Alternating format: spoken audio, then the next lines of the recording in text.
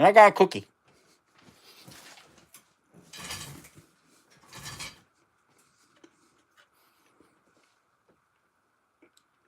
I'm going to eat this cookie until I see people starting to pop on.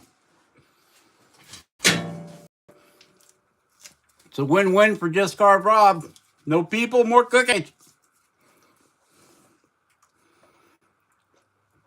Yeah, I got a phone call interruption on the last live feed, and it shut her right down.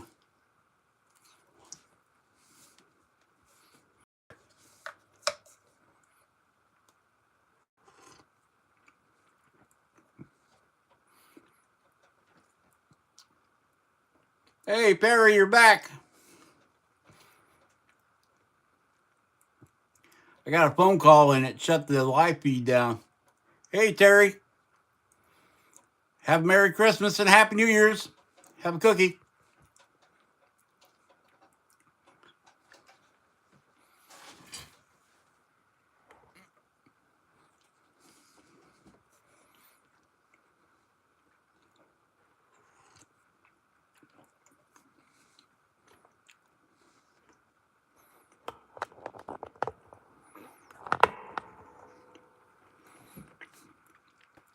Get you guys in there for your optimal viewing pleasure.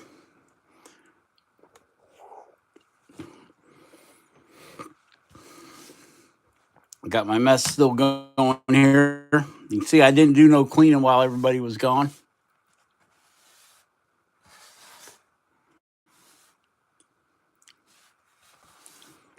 Yeah, it's going around. Got it here too.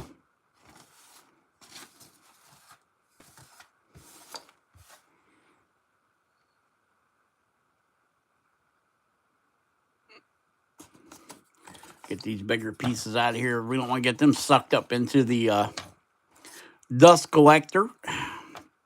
These are all chunks of wood off from this guy. Our pattern. Yeah, earlier, I don't know what happened. We just kind of lost conductivity. It just kind of pooped out on me. I got a phone call and the live went dead.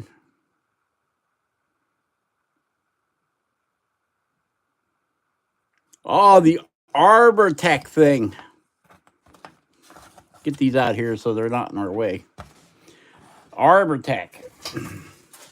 Right here. No, that's not it. It's around here someplace. Let's see, what did I do with it? Is that it over there by the door? Yeah, there it is. Let me grab it.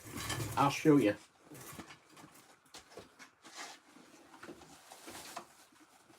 Get it unburied here.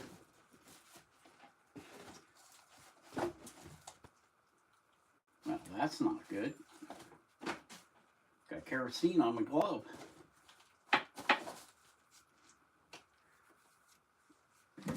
Stick that in there for now.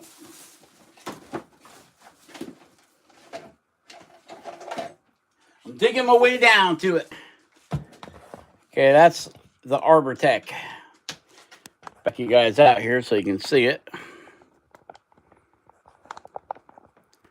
Okay. Arbor Tech. This is a King Arthur or a Lance. Yeah, I think this is King Arthur. They make these in different grits. This is the medium grit here. Yeah, this is only 2 inches. And you can see why I say it rips down that wood quick. Angle head, it's like an angle head grinder, but it's got an extension. Kind of like that Mampa thing Jordy uses on his grinder.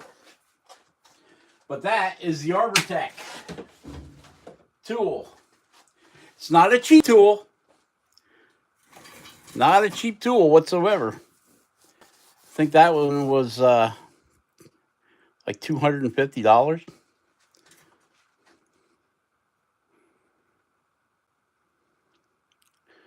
Yeah, Yeah, that's one of the ones you gotta sneak in and have it mailed to your girlfriend's house so your wife don't find out.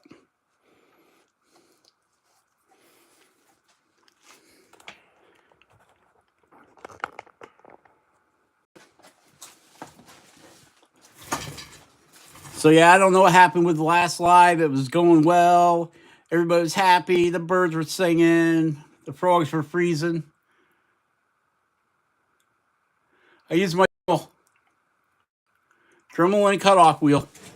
That's how I cut the utility knife blades down. Do I have it right here or do I have it somewhere else? Yeah, I usually use this guy. That's the cordless Apex Forge. I don't know where my diamond. I got a wheel for it. The wheel. You know, one of them those cutoff wheels. Maybe it's in that drawer over there. Yeah, I don't know. Just one of them cutoff wheel things. Not in that drawer. Not in that drawer. Not in that drawer. But that's how I cut it down. Imagine this was a cutoff wheel instead of a bumping wheel. Yeah, I just take it. I'll either leave it in this guy here and just go right up there and then down.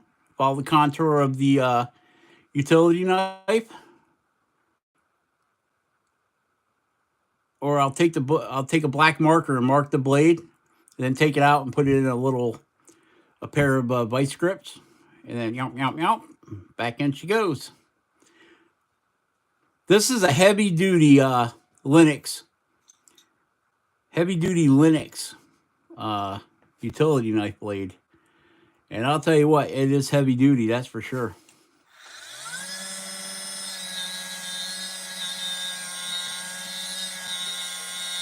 Compared to that other blade that's in that other one, it's a thinner, I think it's a Stanley blade. And don't do that, you're spinning that way, you don't want to bite in, so you got to turn it up.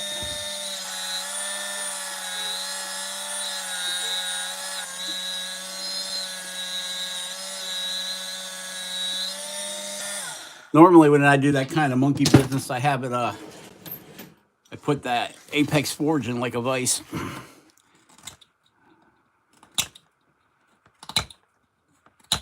Yeah, that blade has to be thinned out more. Now this one's a regular Stanley blade. Yeah, look how smooth that is. Yep. I figured out I would try the, I think I was at Menards and they had those Linux extreme duty, heavy duty, I think they were called. And I bought them, and now I can find out, now I know why.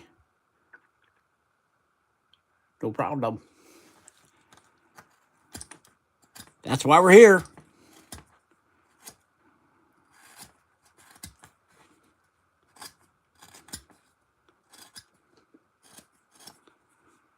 Anybody got any questions, comments, slide remarks? Snide remarks. That's it, snide, not slide. I was thinking about playing Chutes and Ladders.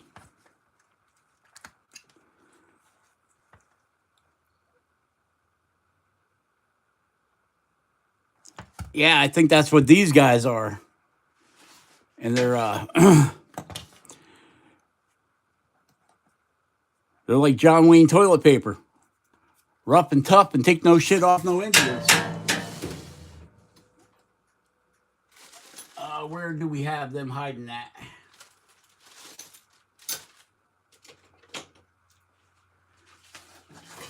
Yeah, these guys here.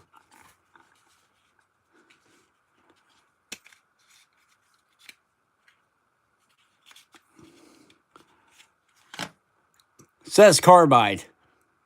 Linux carbide. But that's carbide, I'll tell you what. I don't believe it. I have used a lot of carbide in my days. I think they're just trying to say that it is as tough as carbide. I don't think it's actually carbide.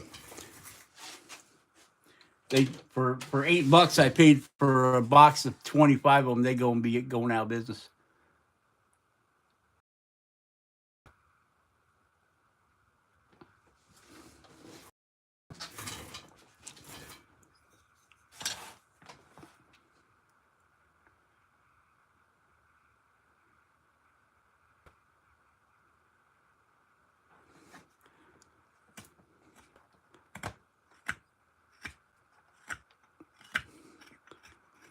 So the next blades I buy, where I'm going to go back to the thinner Stanley blades that we used to use for drywall. Those seem to work the best. They got a lot of good bounce to them. I mean, you can look at that's. I don't know if you guys can tell the deflection here. Okay, that's with that Lennox. I don't know if you guys can see that or not. And this is the regular Stanley blade.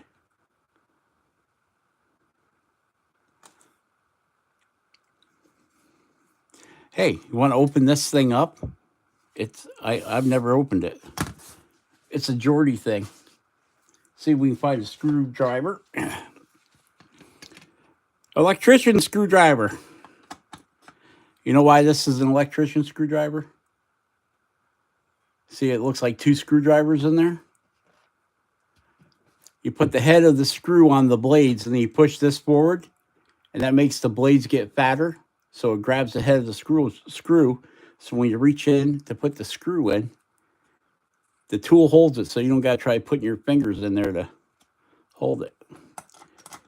Facts you never wanted to know. See, we got in that screw there. You see how that tightened right up on that?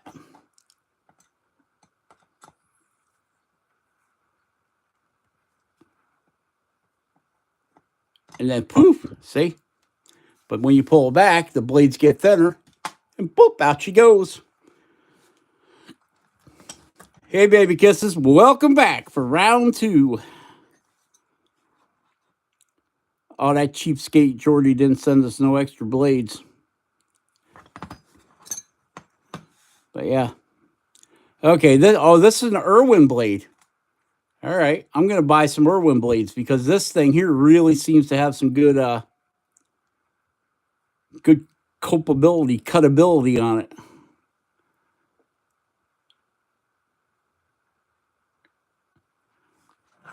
Yeah, I would make them go away too if I was on. Seems to be a pretty well made knife. It says heavy duty.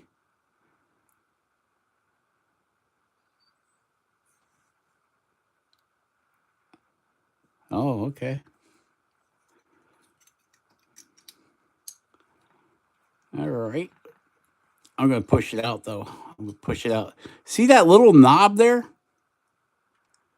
How off that is? I mean, look at how deep the marks are in the blade, and then look at how big that aluminum knob is right there. I'll probably take this and pack it full of JB Weld, then put a piece of packing tape over it, and then squash this blade in there. And what that'll do is it will make that blade, that dot, bigger. Now, don't get me wrong; it's not going to be as good as that one there. Don't even line up with the blade. So you got one or you got two, but look at it, slides right by it. Maybe it's because I see this. The blade has wore through it. I see. Maybe the other side is the locky side. Nope. The other side, but look at that nice deep channel for it to lock in there. Yep.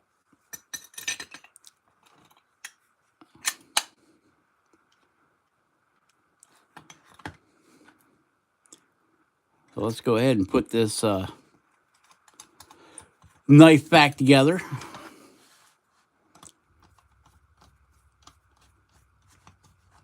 But yeah, that's how that screwdriver works. You push up on this and it squishes them two blades together, increases the thickness at the tip. I've had this thing forever. I don't even know who made it.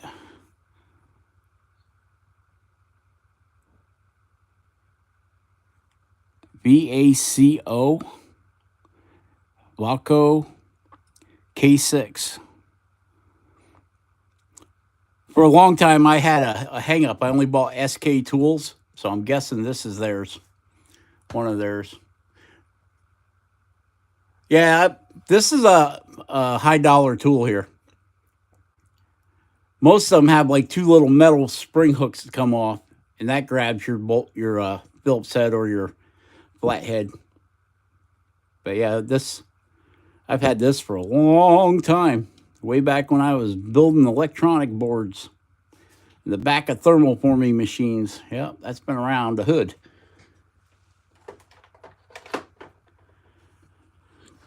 All right. Whoo, look at that. Nice. And not so nice. Boy, I tell you, you can really tell the difference between them two blades right there.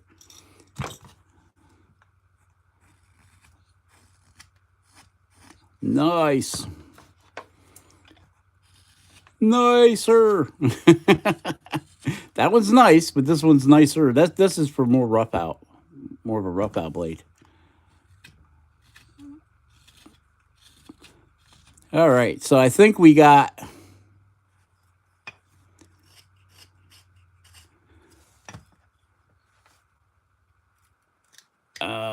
what do we got? I think we've got.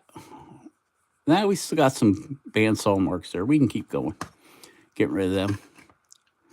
Get rid of all those marks, and then that will let you know that you've touched every place on this guy with your knife. If I missed one of your comments, I'm sorry, because I need to be watching what's going on here so I don't cut one of these off.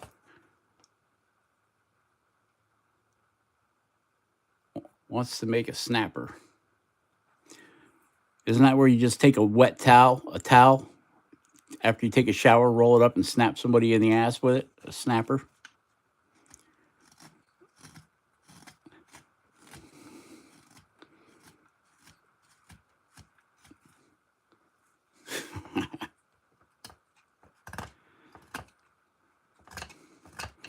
I'm glad you guys got time to hang out with me. Well, we do sit here and do a bunch of nothing.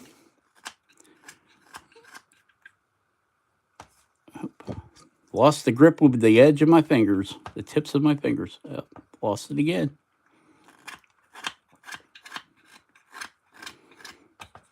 To choke up on this knife, like I'm doing, I think I'd have to thin it down a little bit more here, but then you'd lose the grip on it, the kung fu grip.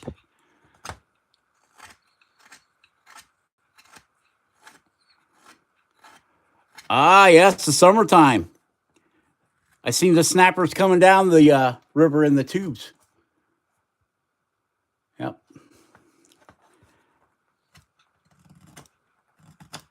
In canoes and yep. The old snapper.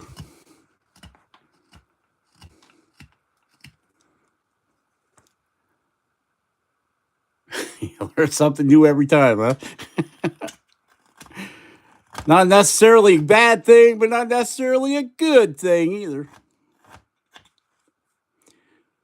Okay, so if you notice, we're coming up high on the back and down, and in the front we're a little more front heavy here. That's because we're going to bring this back up a little bit more to bring this angle down a little bit more so we can get a little bit of a, like this guy's just wearing a jacket, but you can still see his butt hump.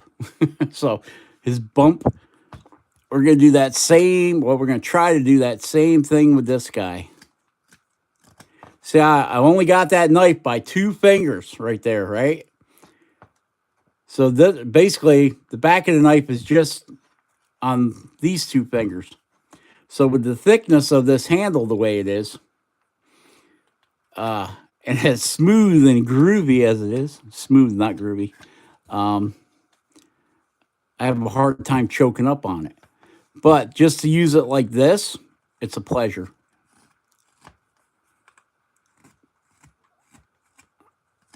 Look at that. I got a doggone knot right in the middle of his forehead.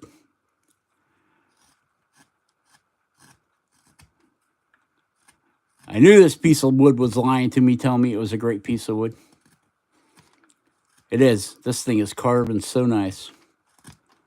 But there is a lot of imperfections in this wood.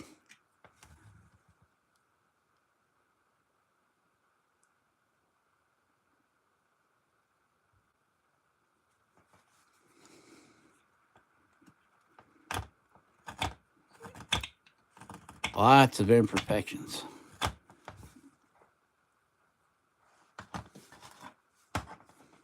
Now this one here has got that really skinny handle, so you can really choke up on it.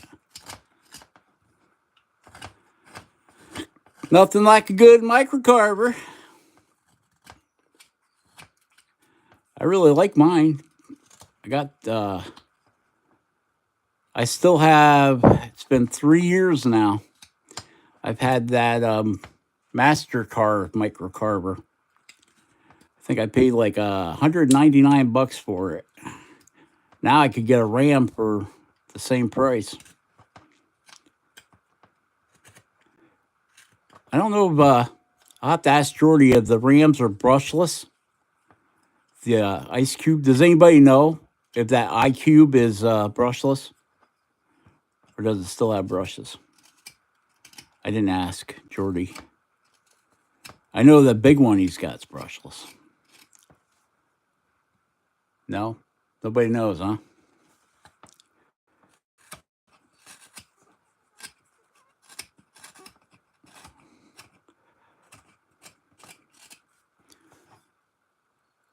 Oh, it's not brushless. So okay. So it's still the same setup to what I got. This microcarver here, this MasterCarve, has brushes in it.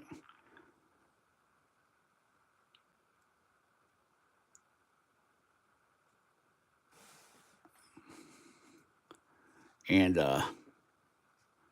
I just take it apart every couple months and blow it out, check the brushes, put it back in its thing, and then I use the heck out of it for a couple months, and then if I start to feel anything weird vibrations or that in it, I will take it apart and blow it out. Because believe it or not, dust does get down in there. But you can see all the dust on that tip right there. Usually I try blowing it off before I open it up. But yeah, you start getting like a weird vibration. It could be dust in here. And then you just unscrew this part here, that slides off. Or the brushes are wearing unevenly, can cause that. Or bearings going bad can cause that. But you got to troubleshoot it.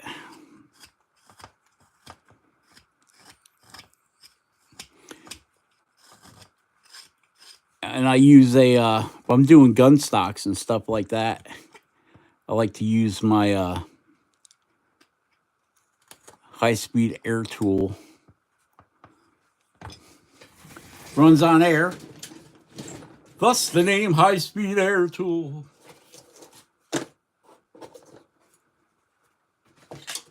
This fellow. 400,000 RPMs that spins.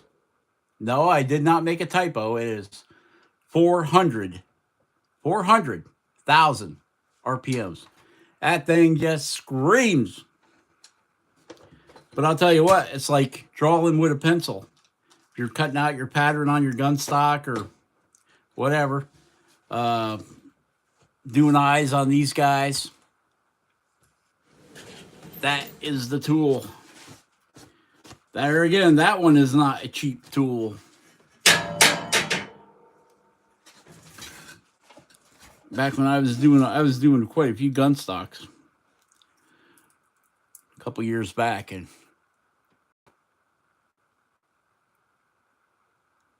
that thing works great for that. I'd use that to like trace out my pattern and like for little tiny things. And then I'd go over to the micromotor with the heavier, like these guys here, the heavier spiky burrs. And I would go ahead and, oh, thank you. There's quite a few of them floating around on the East Coast. That's where most of my work came from.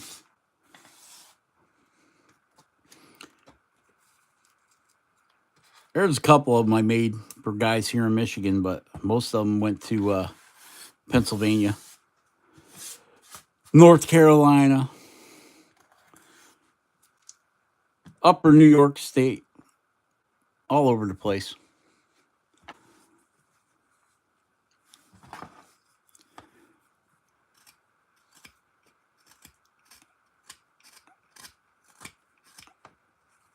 Quite a few walking sticks. I carved a lot of walking sticks.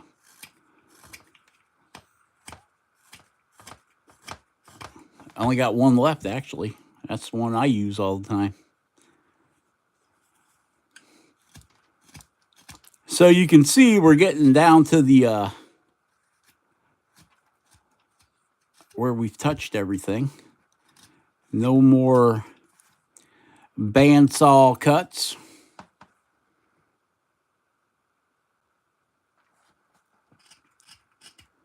Yeah, I'm getting ready to do another gun stock. It's on a air rifle.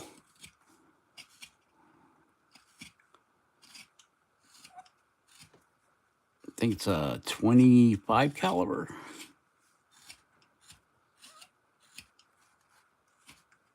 Gonna put some squirrels on it.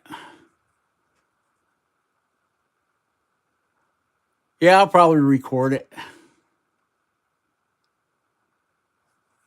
Thanks, Perry.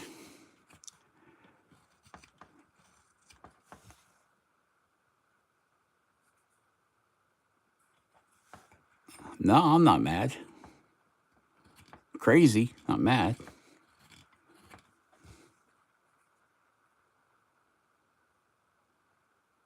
Oh, nice handles. I try.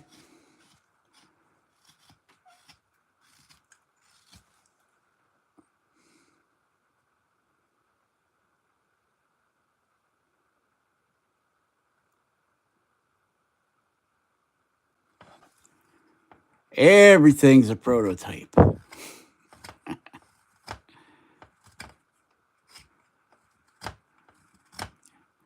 We don't do no production work around here.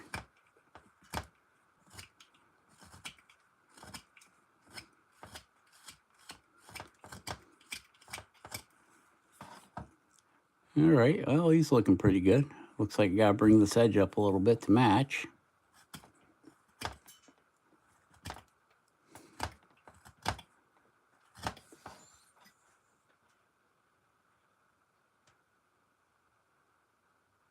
Yeah. Hey, don't I know exactly what you're talking about. You type out something, you send it, and then you look at it and you're like, what in the hell was that? That's not even what I meant to say. Yeah. I got you covered. Fat thumbs right here too.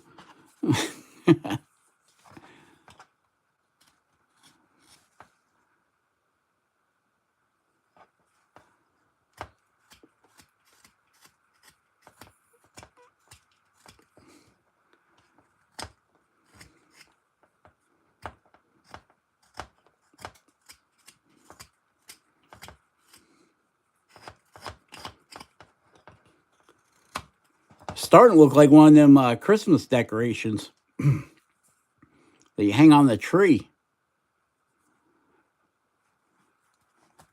Well, where else would you hang it, Rob? Except on the tree. Let's see. This is our center line. Right, center line runs right through that freaking right through that knot. Unbelievable. That's going to throw me off. That knot. Okay, so let's see. We'll make his hat here.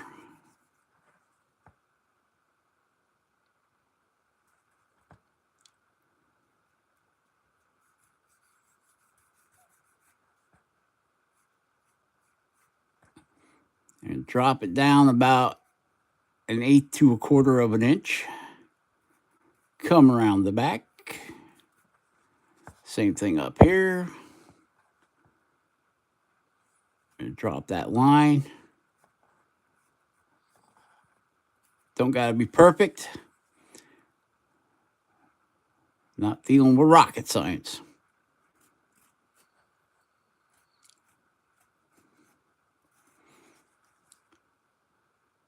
Okay, let's go ahead and cut that in right there.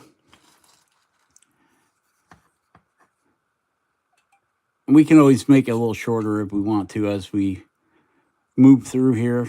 No, I think that's going to be... I think I am just going to make it, just shorten it up a little bit. I'm going to come up about a good healthy 1/4, 3/8 of an inch.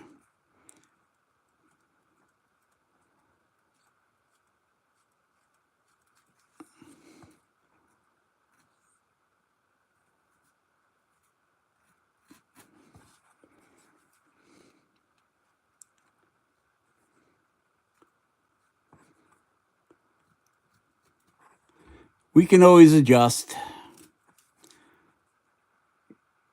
Yeah, because the figure of a hat, nose is going to be about that big right there. And then we can go into a beard.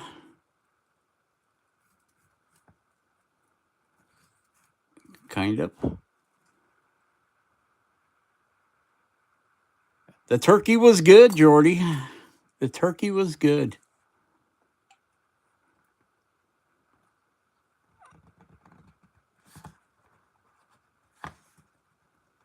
Remember to keep an eye on where your fingers are so you don't slice one of them off. At this point, everybody should be wearing a carving glove.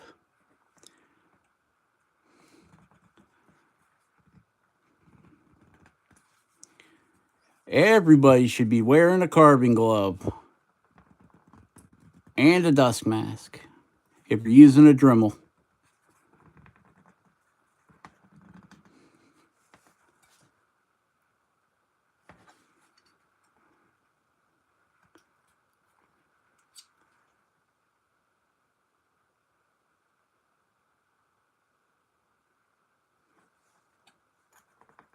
Yeah, I make a turkey and then I got it for a couple days.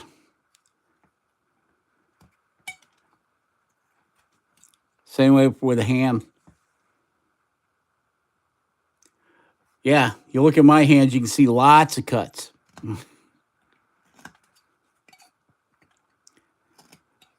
But I swap back and forth with my hands so much that it's hard for me to wear gloves.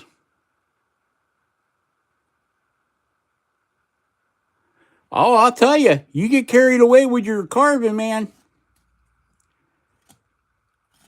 You start getting careless. Start making cuts that you shouldn't be making cuts with. Yep, The Last Woodsman. It's on Friday nights here along with Gold Rush. I watched it last week.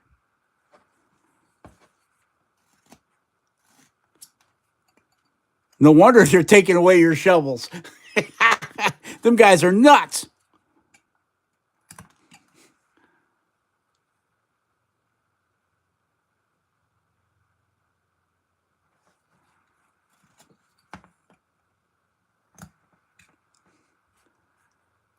It's on Discovery Channel on Friday night with Gold Rush.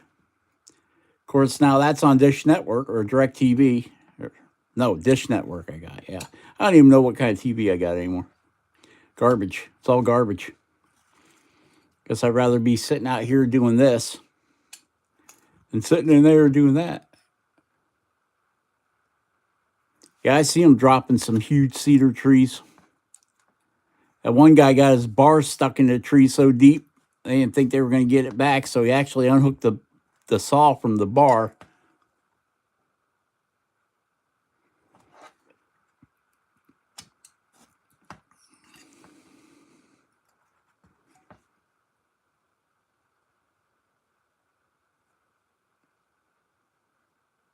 Yeah, it's on Discovery, good Jordy. But I have Dish Network because where I live, we got no cable. It don't exist. If you don't got a satellite, you ain't got nothing.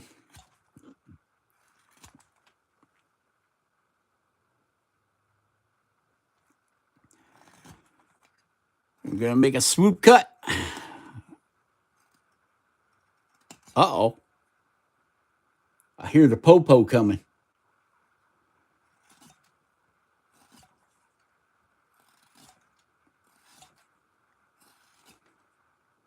It must be down the road a piece.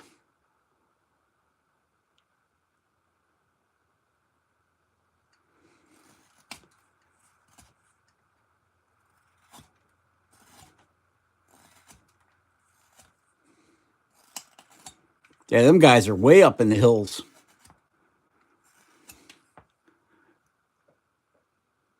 Yeah, get eaten by a grizzly bear. I wonder if they get hazard pay.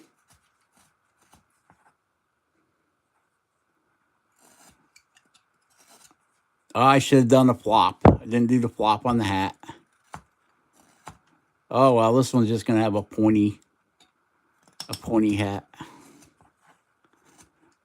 They all can't have the cool flop on the hat.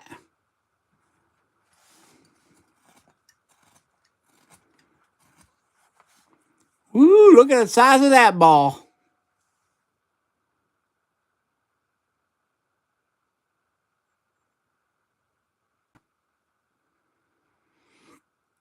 Yeah, we use everything, Doc. We use box cutters. We use utility knives from Canada. We use regular OCCT knives. Got some chisels and got some palm chisels. And we got Santa Claus spoons to eat our cereal with. We got homemade knives. Here's another homemade knife. 1085. It's the finger knife. Giving you the finger. Yeah.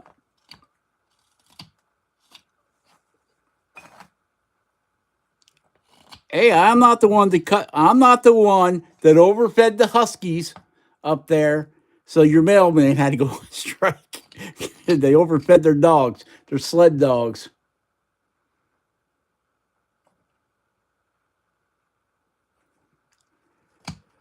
No, I actually, when I first started carving, I used the pocket knife actually.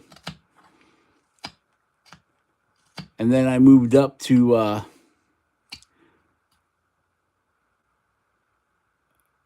I started watching Doug Linker.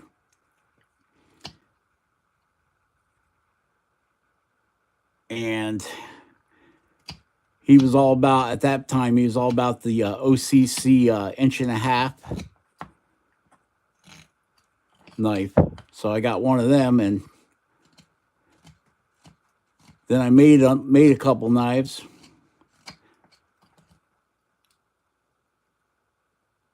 OCC. These guys.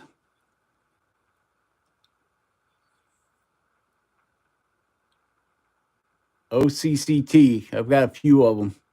Here's one. Got them on my magnetic strip. There's one. There's 3 of them out in my. I've got a to-go box.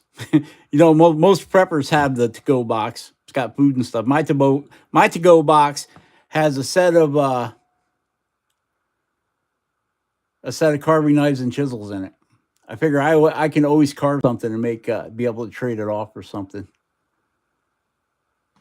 Now, this is a 2.5 inch.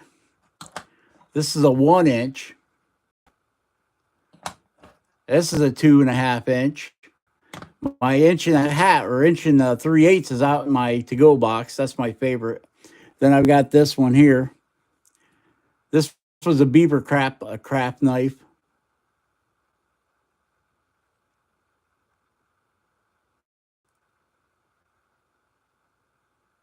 Strop. It's a piece of wood with leather on it. And you put jeweler's compound. I'm using blue because blue is what's here in front of me. I have the Zap. It's a green compound. Comes in a pretty good sized stick. Oh yeah, the red, white, and blue. It's multi-layers. I don't know if you guys can see it, but you can see the red, white, blue, red, white, and then that I took a maple board and I ran it through the saw and I sliced it really thin. And then I watered down some paint and I painted each one of them slabs individually.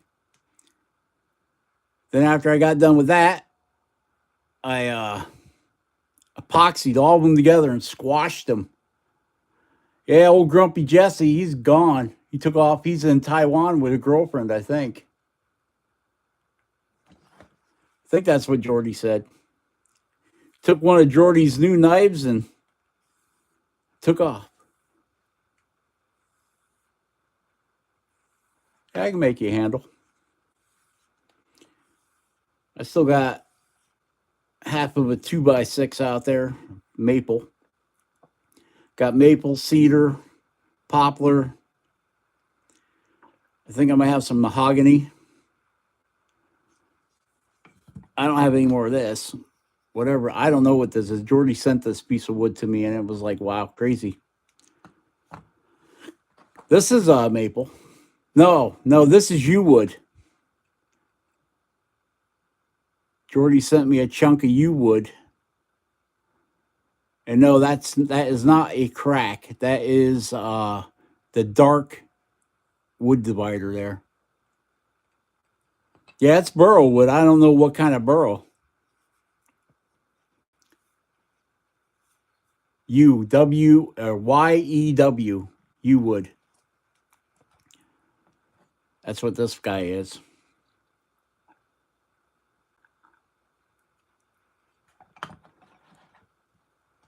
This is old jewelry box.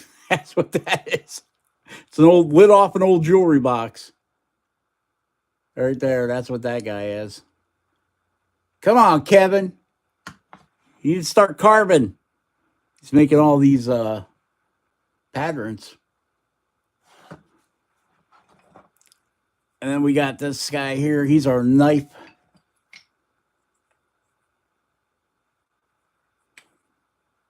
He's our knife sheath. What do you think about that, Doc?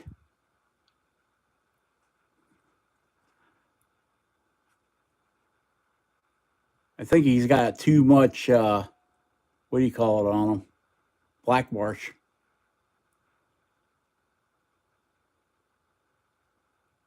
Our snow is gone. It hit like 47 degrees here today. Unheard of this time of year.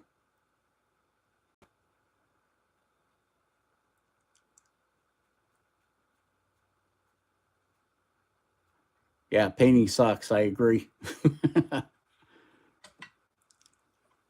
I got forced into it. I didn't have no choice. My painter quit. Said, I'm not painting no more of your stuff. I'm like, okay.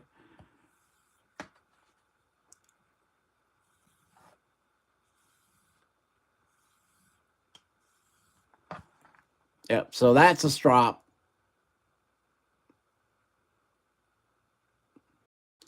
Oh, it's been raining here. Raining. Almost every day it's been raining.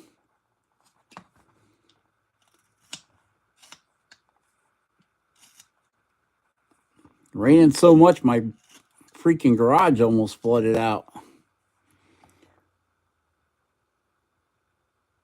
But I'll take wind, I'll take rain every day. Oh, yes, Rob has made birdhouses. Lots and lots of birdhouses. I make cowboy birdhouses. I make Indian birdhouses. I've made wizard birdhouses.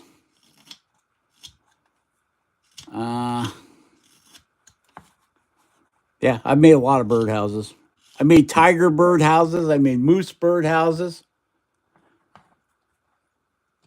I made bear birdhouses.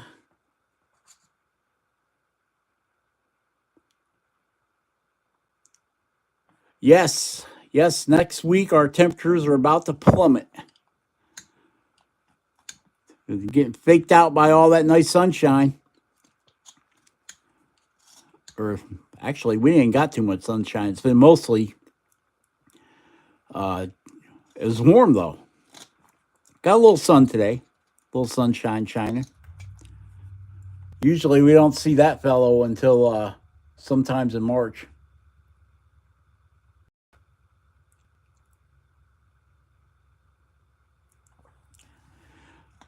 I made you an Indian birdhouse, Jordy. How soon they forget. How soon they forget. Probably hit the Indian and Grumpy Jesse took off. Having a powwow somewheres.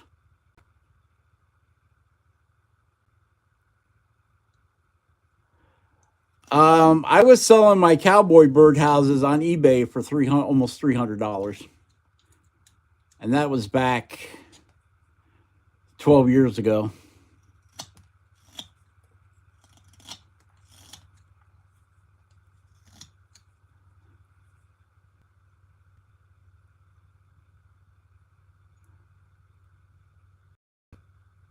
Yeah, yeah.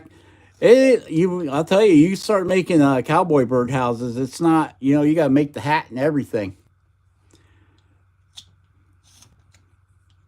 And all my hats, they weren't straight brim; they were rolled. So it was like 8 pieces of wood glued together, stepped, stepped like that, and then I'd get round hooligans and round it out. Yeah, I can do that. I have not made a raccoon birdhouse, but I have made a lion, tiger, and bear birdhouses. I made a moose birdhouse. Matter of fact, there's one hanging on. That's one of the ones I like so much I kept. It's hanging on the wall outside.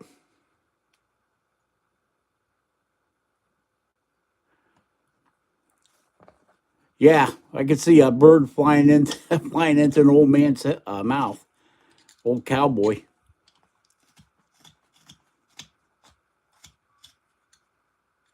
Although they do, I do have some. What are them little guys?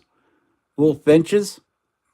Because I put a really small hole in my moose bird house hanging out there on the wall outside, and I do have a couple finches that love to stay in it. I got lucky one time. I was out in the woods and I found where a tree had been knocked down and the whole inside of it was hollowed out.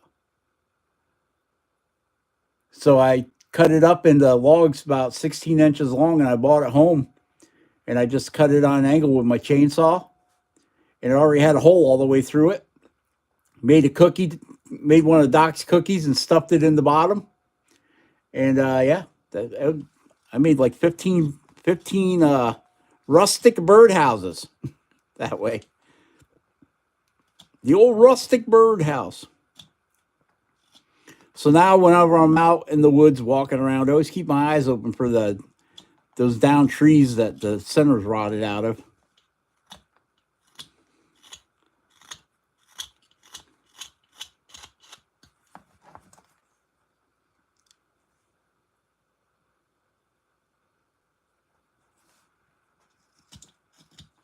I got one out back, a birdhouse that I made out of one of them logs, a piece of old rotted log, and my camera is in there.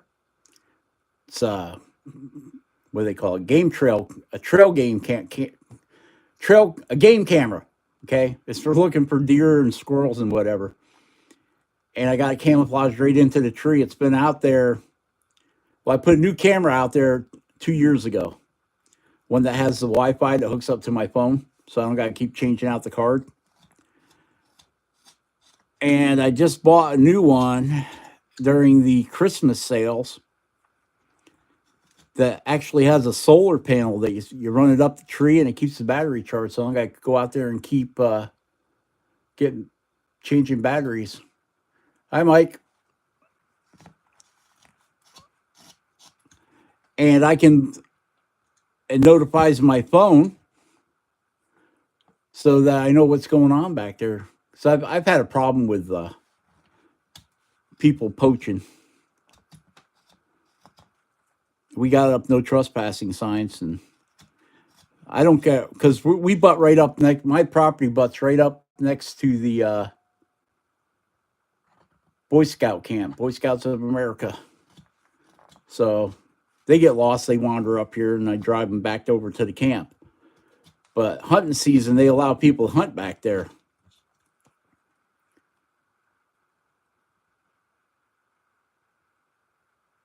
Yeah, my mom did that too. She's got a wooden fence. She's got all kinds of birdhouses that I built. Jordy carved the super birdhouse, super wood spirit birdhouse. What was that thing? 2 feet by 2 feet? It was a big one. He made it out of some of the big honking slabs that he gets up there. Colored me jealous.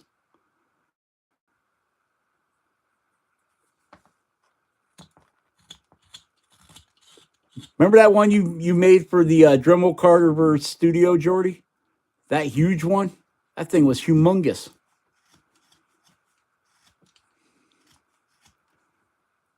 The one for the Dremel, you entered it in the Dremel Carver's thing.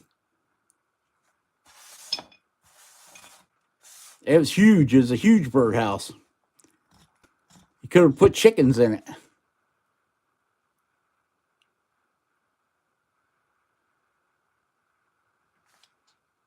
It was a big birdhouse. Dremel Carver Studio. Is that what it's called?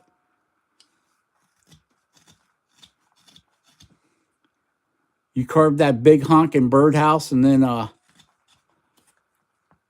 you don't remember? Well, good thing I remember for you. Doc remembers. He said he just seen the video of it.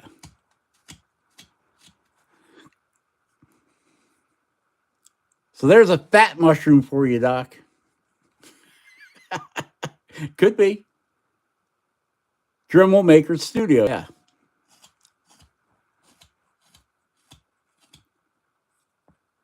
That was big enough to put chickens in. I don't know about ostriches.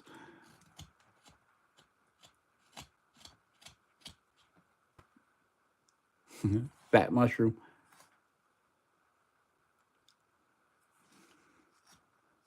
I think Doc's got something going on with Santa Claus.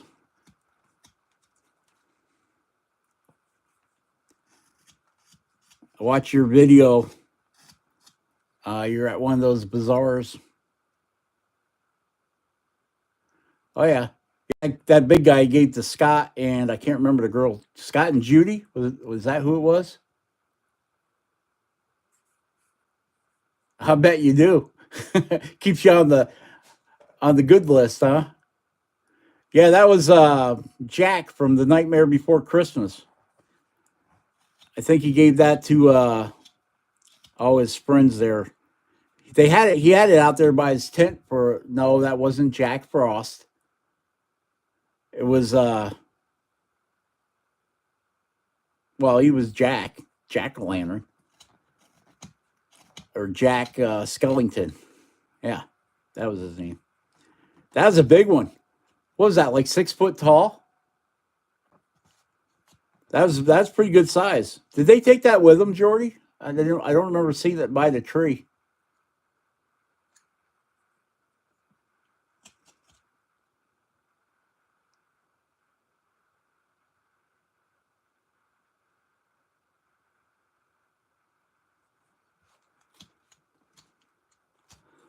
I carved two of them. I can't remember the girl's name, but I carved her and I carved Jack Skellington coming out of a pumpkin.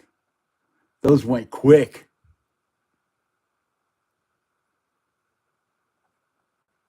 Oh, it's 14 feet. I know it was pretty damn tall. It's right there at the end of the driveway. And then Jordy's friend Scott and was it Judy? I can't remember her name. They moved and he disappeared. Yeah, they took it. Good.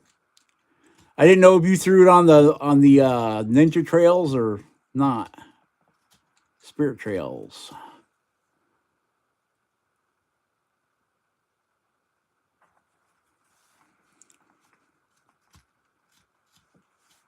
Judy, yeah. Okay. Hey. I finally remembered somebody's name. How about that?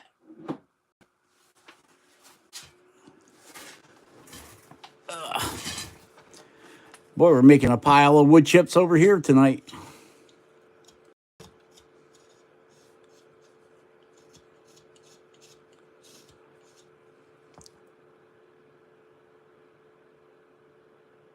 Oh, yep. Yeah, like that's ever stopped you before.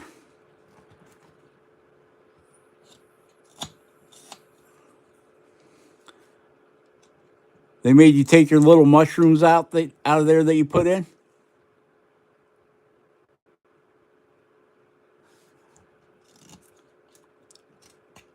Yeah, he'll pop out of here anytime now. The old gnome here.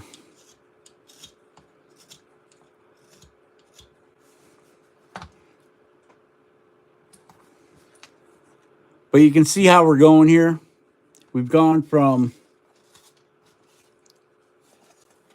this shape, which was our rough out shape, right? This is a side view. This is the front view, so it'd be looking like this. And that's what I locate them like that too. Boom.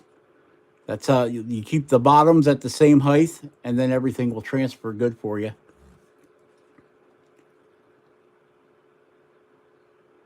Hey, Doc, I was thinking about your mice. I seen the video with the mice in it, and how you're putting them in that metal pan so you could cut the ears. Well, what about low battery? Oh, no. I have to plug this thing in here.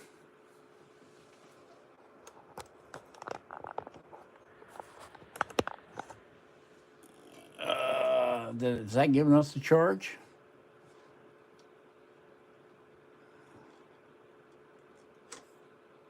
I don't know if it is.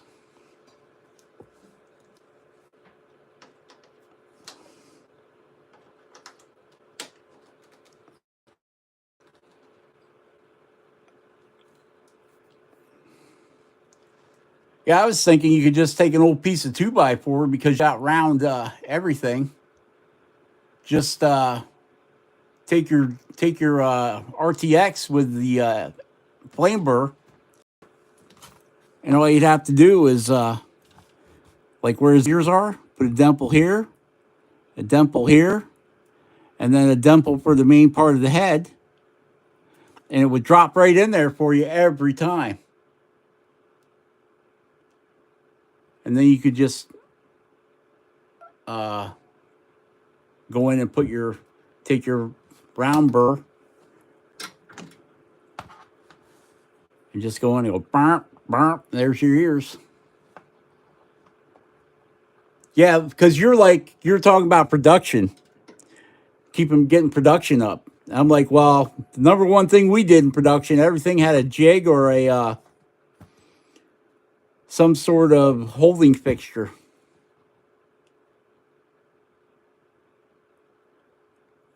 Well, the problem is that the mice he was doing, his finger was bigger than the freaking mouse head, and they're round, so they want to slide all over the place. Just make a little fixture that they kind of drop into. Then you can just hold it you could hold it with your finger and go bamp, bamp. Or you can put a little screw with a little piece of wood shaped like an L and flip it over it. And it would hold it right there. I was also thinking clay, because you said you guys were using clay. If you get that poly clay that hardens up when you put it in the oven, you can just take your little mouse head and squash it in there. Make sure you put a little wax on the back so it doesn't stick. Squash it in there, throw it in the oven. Make yourself like a little block of that crap. Put like 5 of them in there, and then you can do 5 mice or 6 mice at one time. I would think that poly clay would be the ticket, man. That's the only good thing about using those Bass wooden balls is that they're all the same size. You know, so you don't got to worry about, oh, I carved this here a little off and it won't fit in there. Well, then again, you could always sand it out a little bit because you're only using it as a holding fixture. Or just a piece of wood, 2x4. What stuff? What's the stuff? It's called poly clay. You can get it at Hobby Lobby. When you put it in the oven, you basically bake it. Epoxy sculpt, yeah, that would work too. Yep. I'm just thinking that they have clay that they were making. I can't remember what he was making. The little blanket or something they were making for the mouse. So if you took that, if you got some, make a jig with it, right? If you already got it, or just a birch branch. Take your chainsaw, slab it so it's flat. Take your burr, boop, boop, boop. Drop it. Put yourself 5 or 6 mice heads in there, and away you go.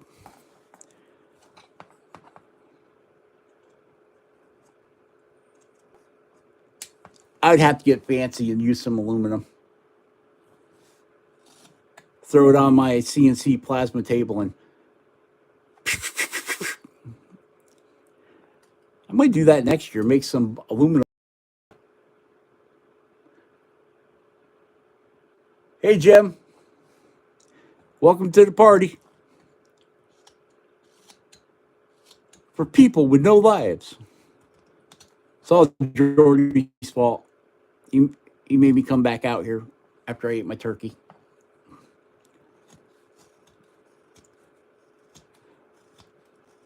Looks like I'll be having turkey sandwiches tomorrow night for dinner.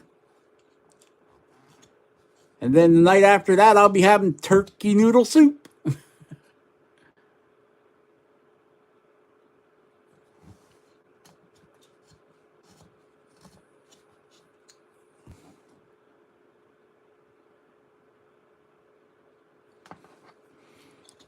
I can't make no smaller stuff. It'd disappear into... I wonder if I could get a knife that would cut atoms.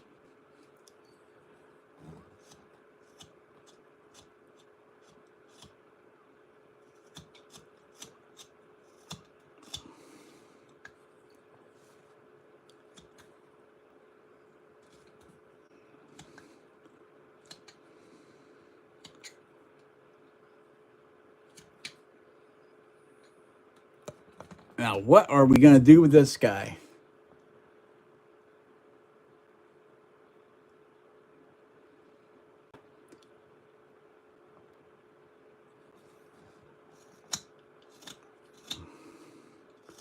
Are we just going to give him a big nose? Making a gnome. A bigger one of these. And we made a pattern.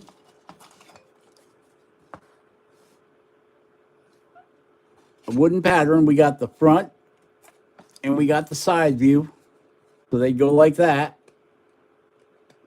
on your 2x2 block of wood. And then I ran it through the bandsaw. We started off with this shape right here, just like that. Then we took it and we took a knife and we rounded it all out. And now we're working on deciding what we want to do here. If we want to make this guy just the big nose, no eyes, or we want to do him like this, put eyes in him. I'm undecided. And we got a big old knot in the middle of his face. We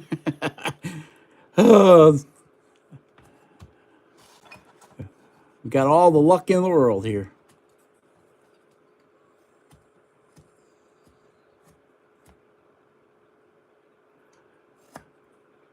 Are you sure you're ready for that, Doc? Are you sure? Are you sure you're ready for that kind of torture? Penguins.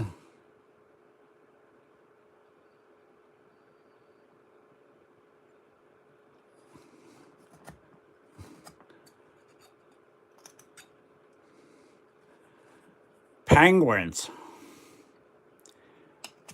I got a penguin. I want to do a penguin. I got this little penguin guy here. This little guy.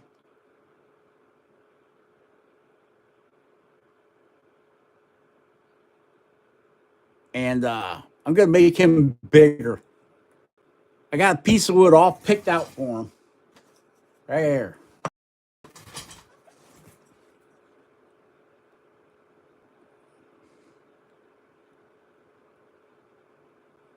So, yeah, we're going to do a penguin. Another penguin. Bigger penguin. I like this guy. I like his coat.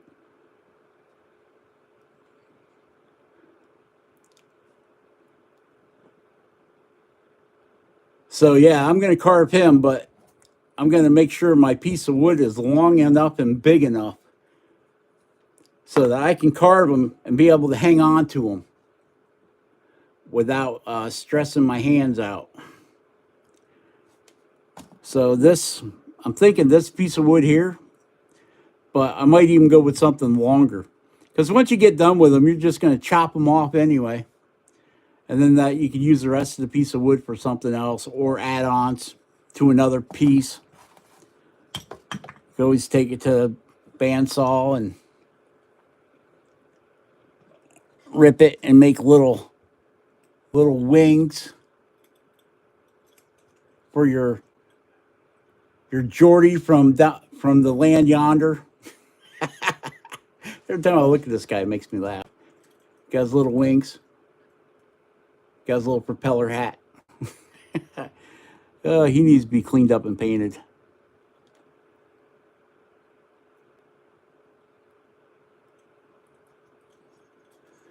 Candlesticks. Yeah, I seen your candlesticks. That's a pretty good idea, yeah. With the candlestick thing. I've got some birch too. I remember when I was a kid, we used to take birch logs about, that big around and split them in half. So you had half around, and then you would take the other one, the other half of it, and then cut it into blocks about that long. And then you would screw those together. So you had two pieces of birch like this, one here and one here, and then your other half would go across the middle, and then you would drill it out for candles, and then you could put some of that fake leaves on there.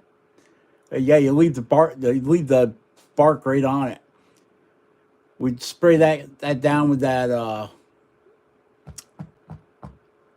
what was it called? It was like a lacquer, but it wasn't a lacquer. It was oil based anyway. So the wood, the birch bark would stay on it.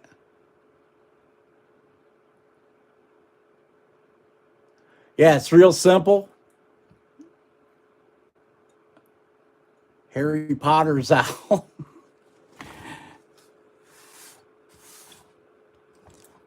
Hedwig. I think that was Harry Potter's owl's name was Hedwig.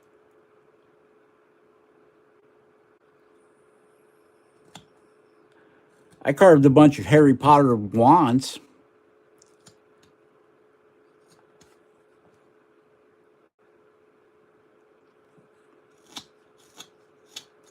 I carved the Elder Wand. And I carved the Lestrange wand.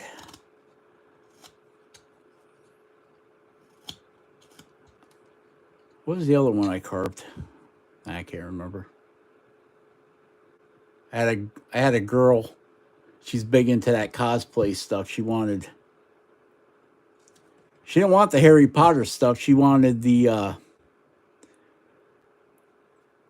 the Elder Wand, which Dumbledore had, and then she wanted the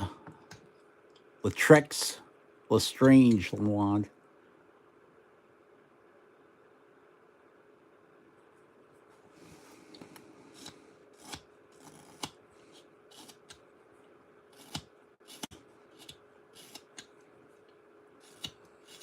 Bellatrix, that was her name.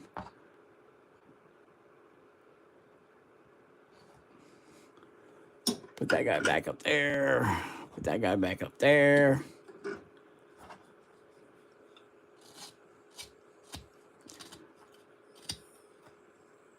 Now we will start rounding in the face. Figuring that out. Put our center line back in. I'm going to say his nose is going to be right there, I think.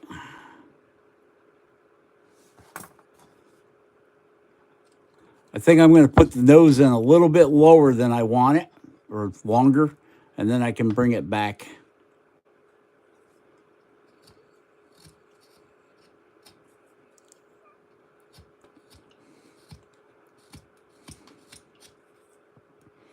Not too worried about the shape of the face right now, but we know it's going to be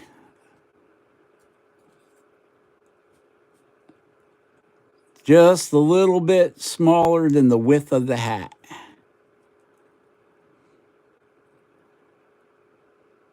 So then we can roll off from the nose with some big cheeks.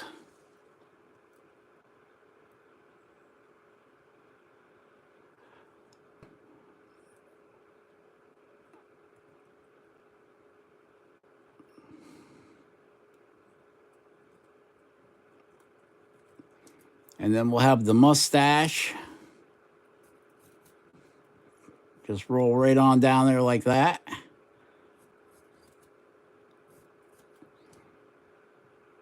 And then our beard. We'll roll off.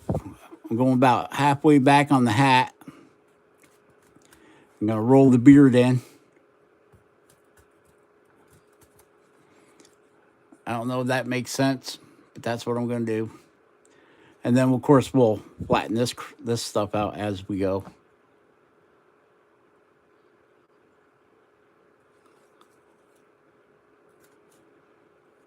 Something like that there. Now, we could just take it and wrap it right on down to his feet if we want to.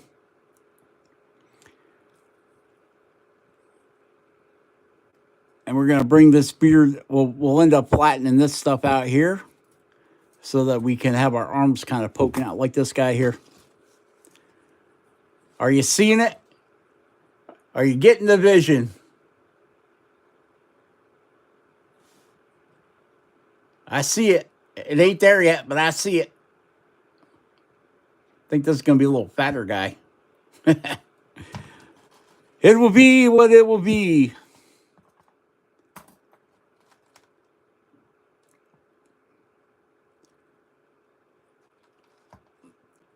I got a float. I got cedar float Jordy sent me. I haven't carved it. The old crab floats, the old fishing floats. I got one of the newer ones he sent me too. I don't know what it's made out of. We'll go with synthetic cork. I know it's not real cork, but we can go with synthetic cork. You guys want to see one of those cedar floats?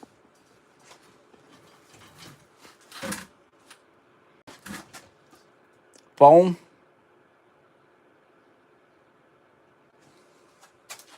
Made out of something like that. Something like that, anyway. Oh, good Lord.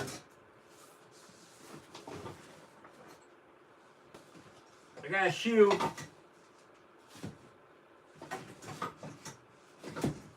There we go. I only got one of these, so I really have to be decisive about what I'm going to carve in it. Any spiders in that hole? The cedar football.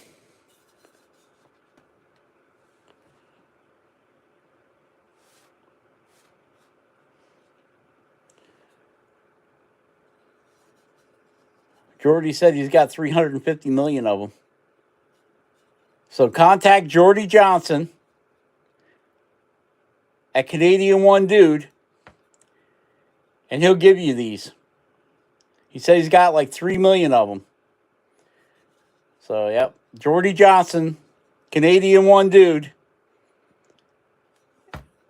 And ask him if he'll give you one of these. He'll even pay shipping to get it to you. Yeah, I know you said you had a ton of them.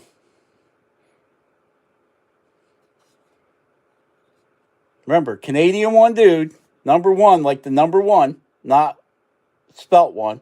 Canadian One Dude at gmail.com. And he will hook you up, brother, with a wooden football with a hole in the middle.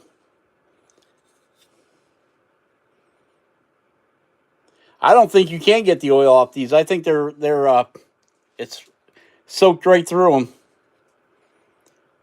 I haven't tried it, but it still smells like oil, like kerosene oil.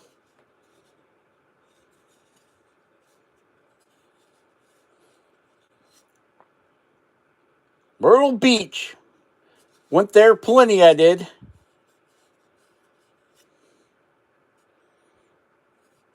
Go from a nice warm place to a place where polar bears don't go to.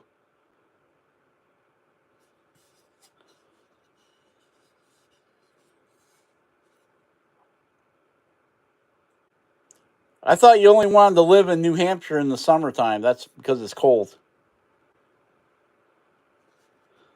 Yeah, I've been saving this for something special. I haven't come across that special thing yet.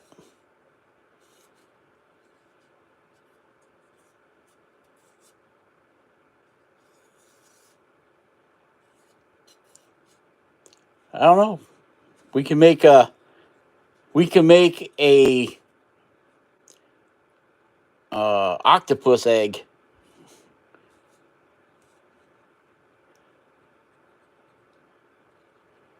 All right, back to the carbon. Oh, that would have been. We could have made a gnome out of that. Look, he's the right shape. Look at that.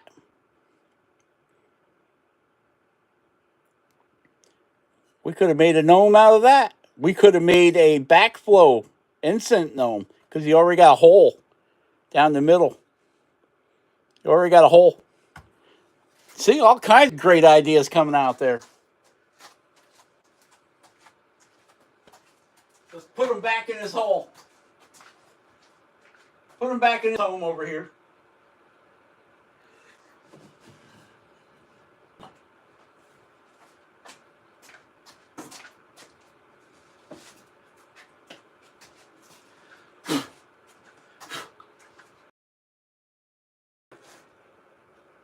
Hey, Jordy. Where's Grumpy Jesse at? Ew, I don't like Grumpy Jesse. He's too mean. Oh, Grumpy Jesse's great. We hang out. We drive the vet. But no, I don't like Grumpy Jesse. Oh, you guys got too... He's two-faced.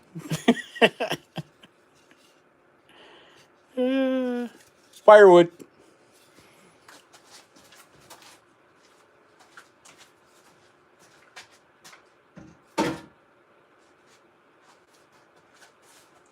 Oh, lordy, lordy, lordy.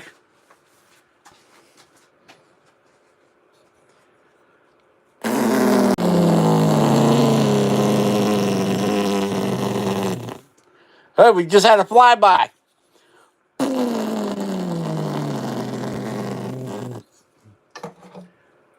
All right, Rob, stop being a fool and get back to what you're doing.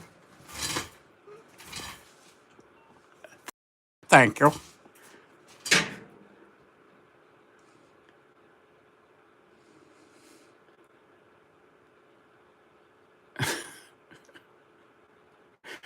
Jordy wants everything.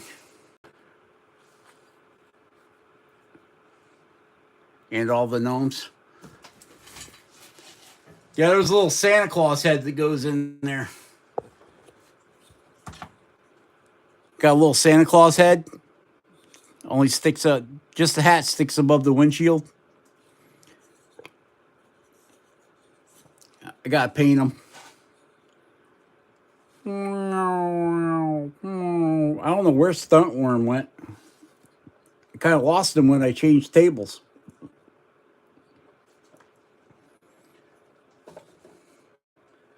Oh yeah, we could carve fins on this. It could be a bomb.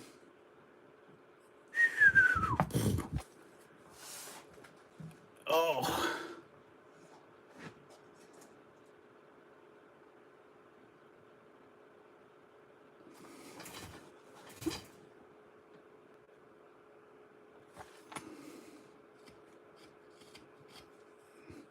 All right, so let's go ahead and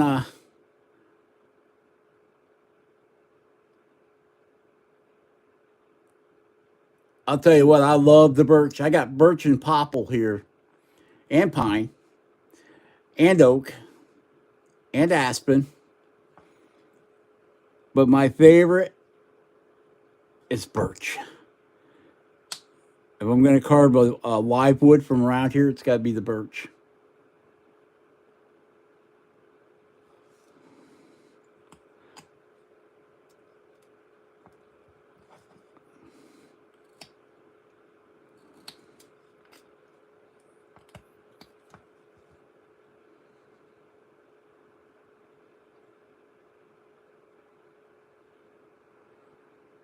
I am in Michigan, the great state of Michigan, right by Lake Michigan on the west side.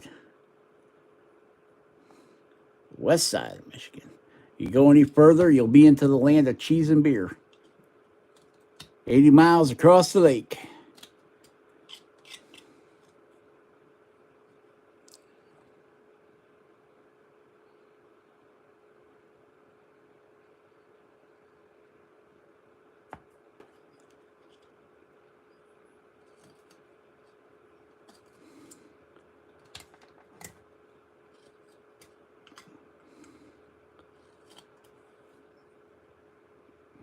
Let the nosing begin.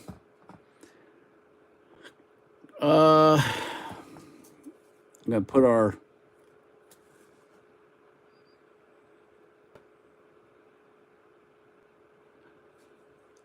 I got some cedar aspen piece you sent me. It's probably over on the other side of the workbench where all the other wood is. I did have to put some of it out in the other garage though because I was getting woodlogged in here. So basically, I just keeping the bark and some other pieces, some pieces of cedar that you sent me. That wood spirit I just showed you guys with the two faces, that's made out of a piece of BC cedar. So we're going to make this nose really big, okay? And I'm doing that because I can always trim that nose down, right? I can always take it down from here. But making it bigger is going to require epoxy and swearing. Okay, let's see. We have a, I think that's going to be a little too big.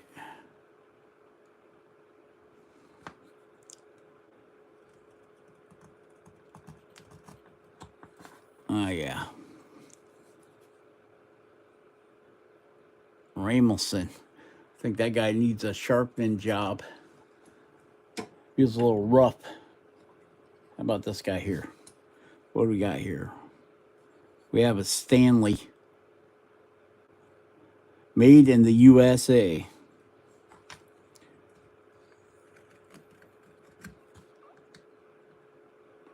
Well, it's a little rough, but it'll work.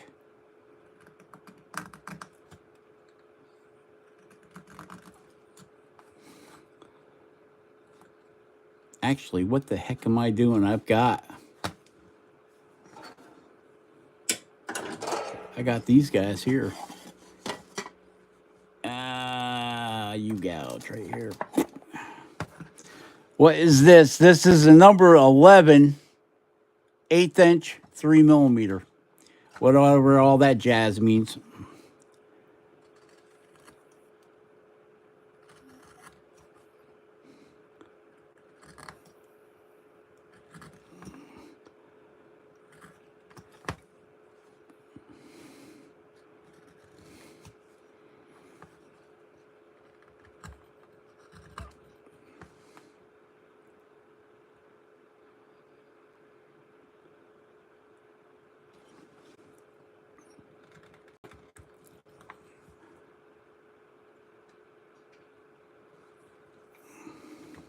Yeah, I got juniper.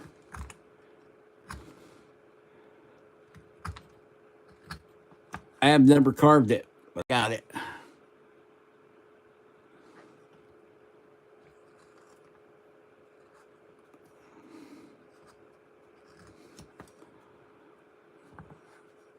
Okay. Now we kind of got the nose figured out there. It probably ain't going to be where it's going to stay, but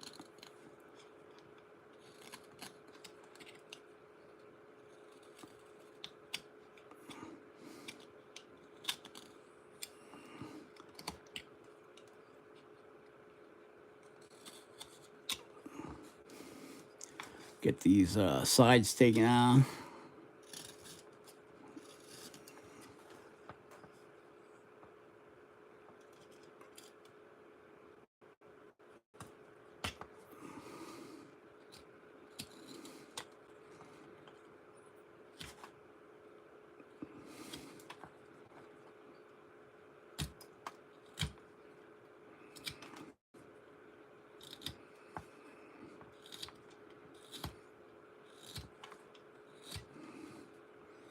Do a little rolling cut there.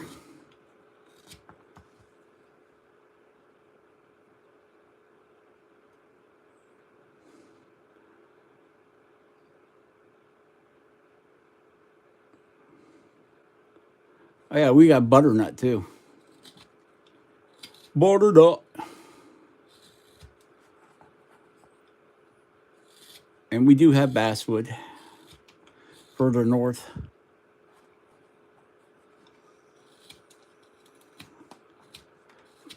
Further north.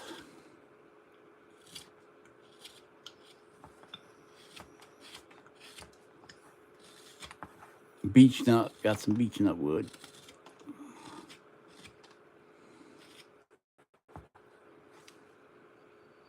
Holy cow.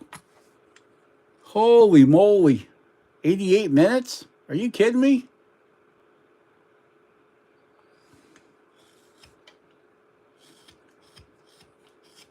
You guys must be, no wonder everybody's bailing. It's almost bedtime.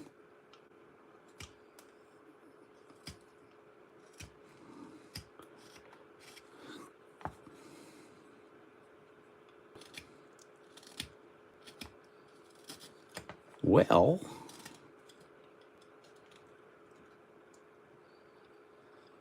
let the good times roll. That's funny.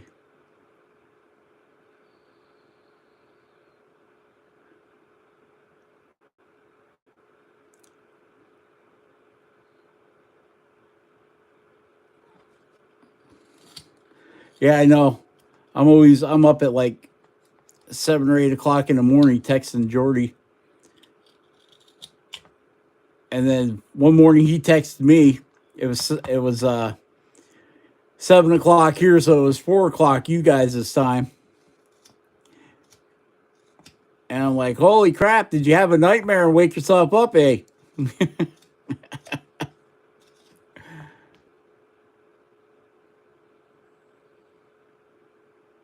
The poop wood? What poop wood? All the wood's poop wood.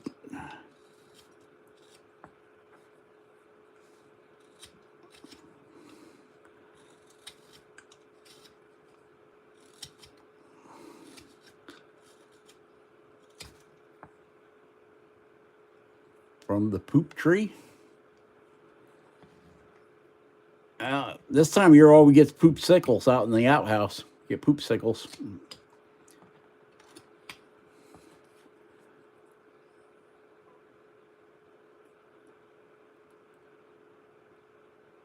Now you want to go carve? I thought you were carving earlier.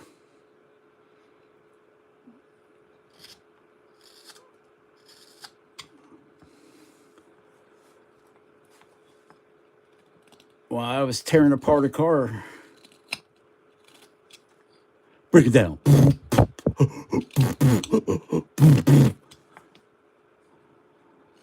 The poopwood tree.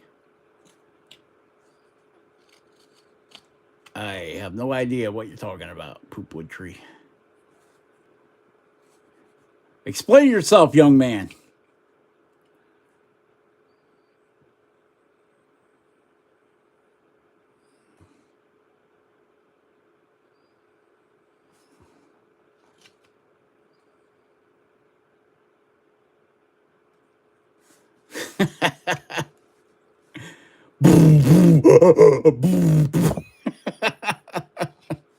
It's off the shiznick.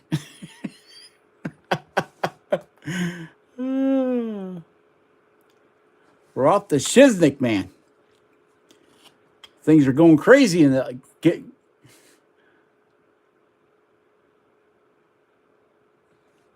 a poopwood tree. Nope, can't say I carved any of that. I carved some basswood. Carved some pine. Carved some poplar. I don't mind carving poplar. That's how most of my walking sticks I carve are poplar. Poopville.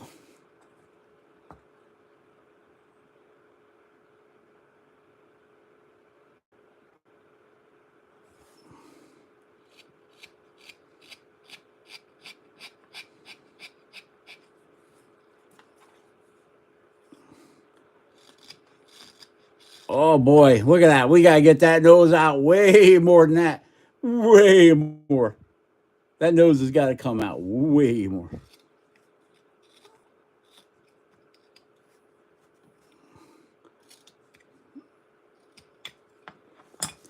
Now's the time for power tools. Now is the time for the power tools.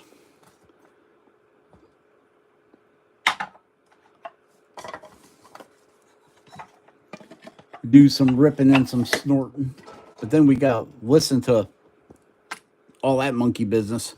Look at this pile of wood chips we got. All from this guy.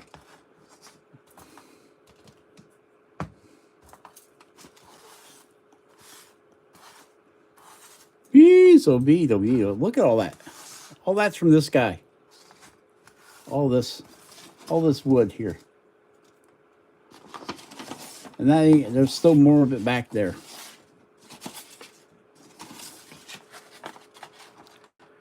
Yeah, we got these guys in. We're going to do a video on these. We might even do a video tomorrow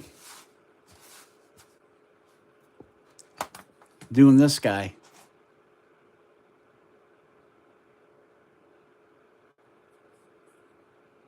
What do you think, Doc? You want to see a video on that?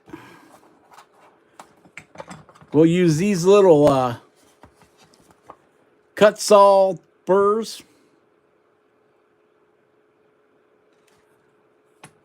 And we're going to go ahead and make a video doing the rest of this guy. I do believe, yeah, these guys are really cute here. Yeah, little tiny baby flame burr. Little tiny straight burr. Little tiny spear burr.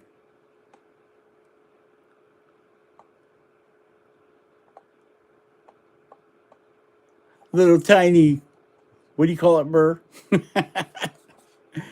I like the case. And it's nice because it's 1/8 inch, so you can put whatever. Like I could take up my, oh, great, Perry. I could take my battery, Bauer Dremel Bauer rotary tool. Uses a 20-volt battery. Take that and these guys here, and I got like 8 batteries, so I'm good. I can carve all day.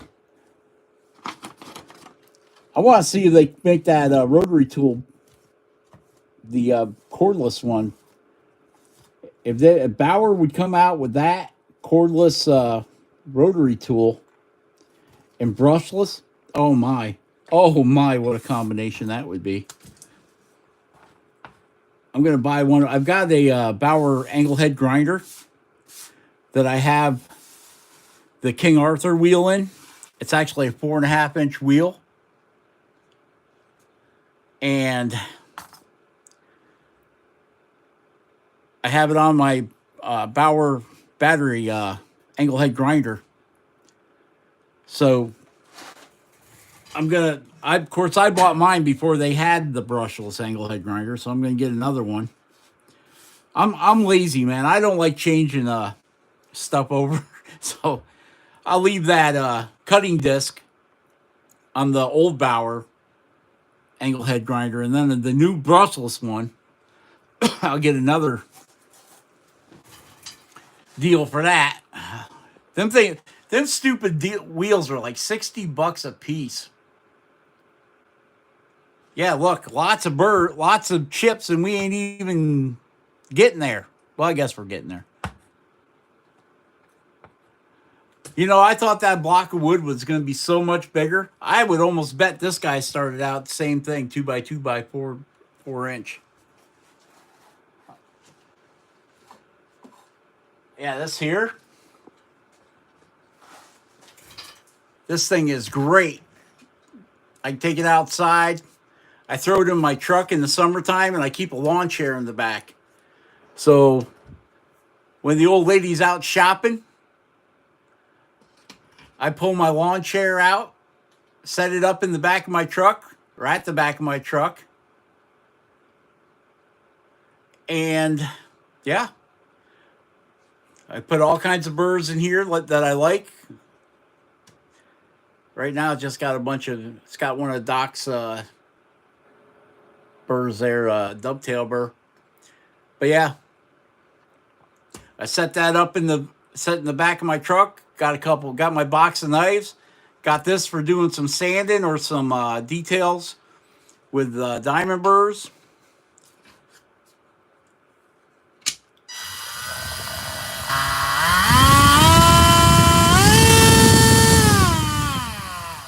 Don't want to run that high with this big wheel in there and get a lot of vibration. And I love this handpiece. That's how you lock it right there. It's got a button. I don't know if they got this in brushless yet, but I'll check on it. But my whole Bauer system uses this 20-volt battery, and I always buy the big ones. Well, they have got this battery up to a 12 now, a 12 amp hour. It's like that thick. And normally, I wouldn't want one that big. Yeah, this is great. Would be great for the doing some carving at outside shows, Doc. But for this, I would spend the $129 for the 12 amp hour battery and only have to have one. Yeah, work out having lunch at work. Just take that and load whatever burrs you like. And you got your little wrench right there. There's a special slot for your little wrench for the head. And I probably put 300 hours on this. And knock on wood. She's been holding up good. But I think this the handpiece here is pretty much bulletproof. I mean, I like it. I like it better than the Dremel just because of this locking mechanism back here.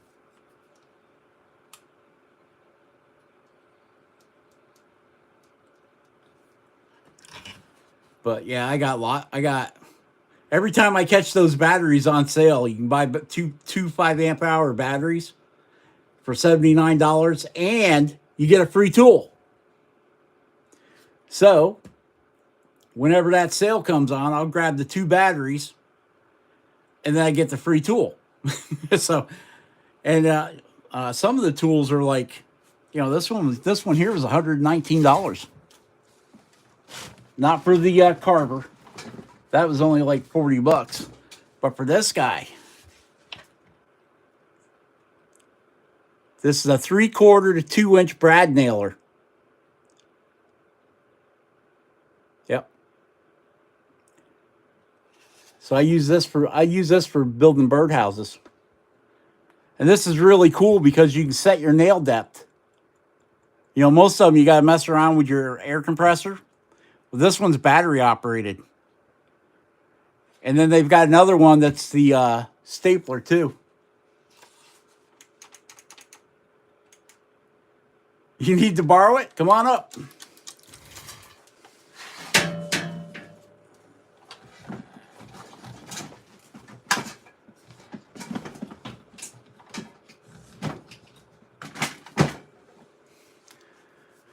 Yeah, I just had, you see the oil on this thing. I had it out in the shop the other day. I had a wheel hub that was kind of messed up, so I had to sand it out. I use this.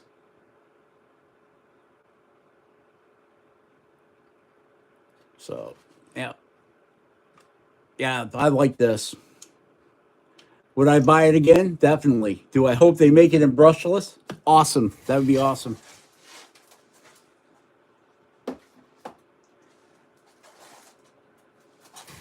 And I was at Tractor Supply. Any of you guys know what Tractor Supply is the other day? They got a clearance area in the back. And I was back there. I'm like that. I always go to the clearance area.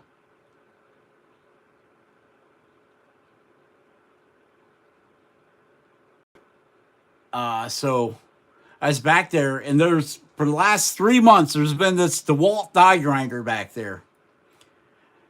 And I keep looking at it, and it's been holding price. For being in the clearance aisle, that to me was not a clearance price, $200. That's not a clearance price. New, before they put them on clearance, they were like $279 for this not angle head, just a die grinder, straight die grinder.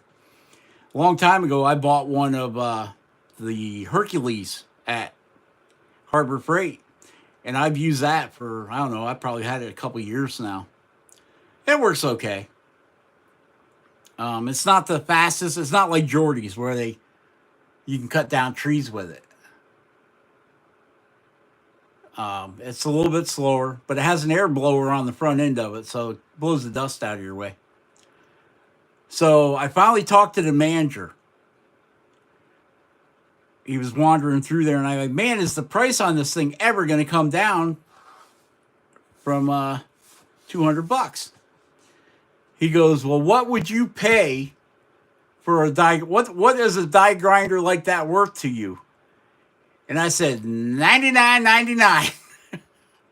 He goes, okay, meet me up front. You can have it for that.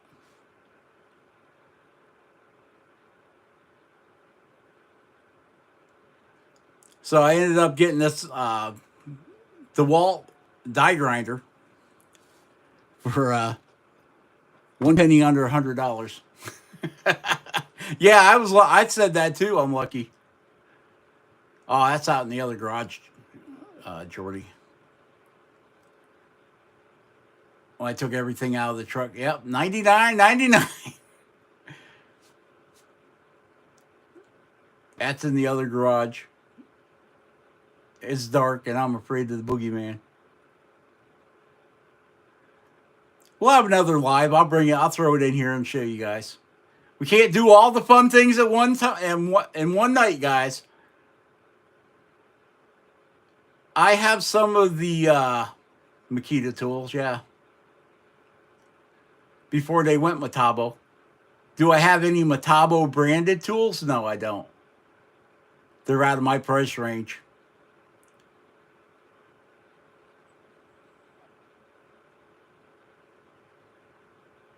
Metabo.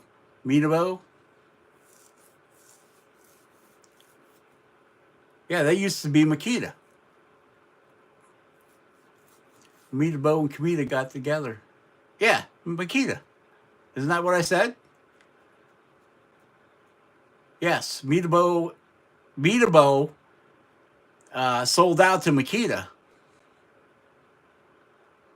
That's how Meatabo came about. Just like DeWalt sold out to Black and Decker. Oh, you didn't know that, Perry? Yeah, DeWalt and Black and Decker have been stuck together for about 25 years now. It used to be its own tool company, and that's when they built good tools. Yeah, I have a Makita set. It's the 12 volt that I keep in the house for doing house things. You know, it's got the little 12 volt impact gun. It's got the little 12 volt drill.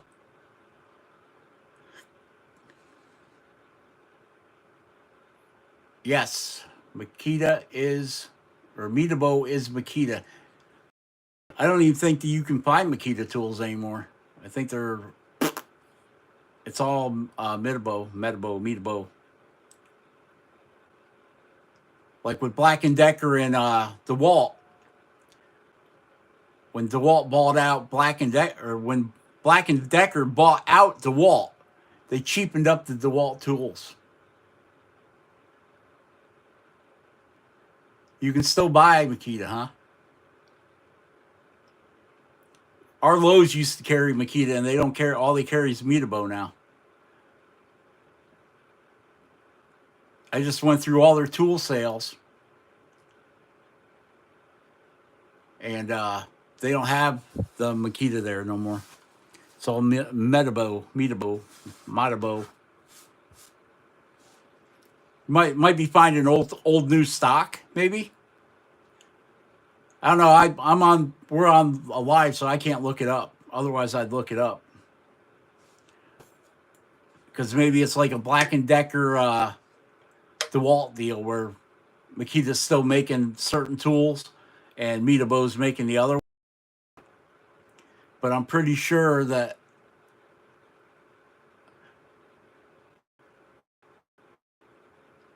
or maybe it was Hitachi. Now you got me wondering. It's either Hitachi or Makita. It's now Meatabo.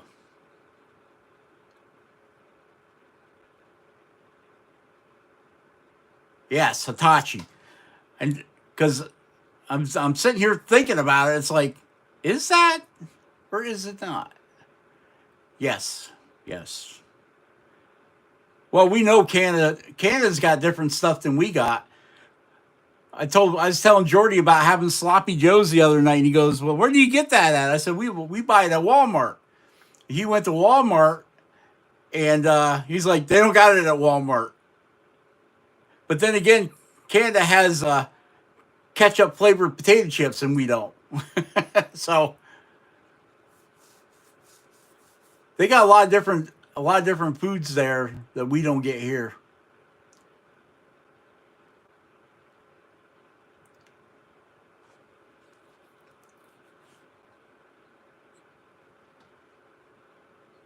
I'm too lazy to look. I'm pretty sure it's Hitachi. So, of course, I was pretty sure that was Makita too, but I'm pretty sure it's Hitachi. Yeah, I've never had ketchup flavored potato chips. I've had potato chips with ketchup on it. Yeah, Hitachi. Yeah. I couldn't remember if it was Makita or Hitachi. But, yep. So then he finally found some sloppy Joe mix at one of his local stores over there. I'll tell you, Lay's was having like different types of flavors they were trying out, and they had one that was called, I think it was Bourbon Steakhouse. And man, those tasted just like they must have took steak juice and just drizzled it all over them because they tasted just like steak. See, I told you that sloppy joes taste good like nachos, don't it?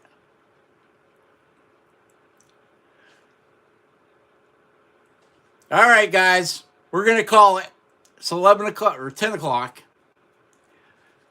10 o'clock Central Time, or 10 o'clock Eastern Time. We're on Eastern Time.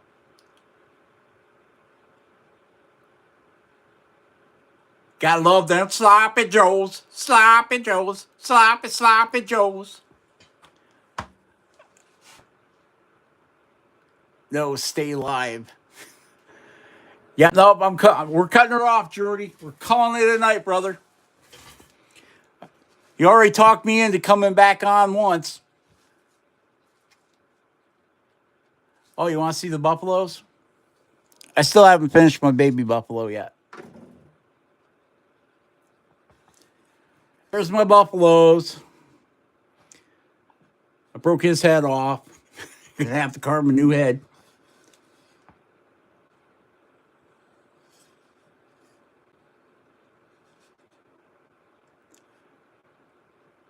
Yep, this is the female. Got little udders under there, and this is the male. Oh, thank you, thank you. Yes, I carved them. Who the hell else is going to carve them around here? Did I really carve them? So I suck that bad that you don't think I could pull that off?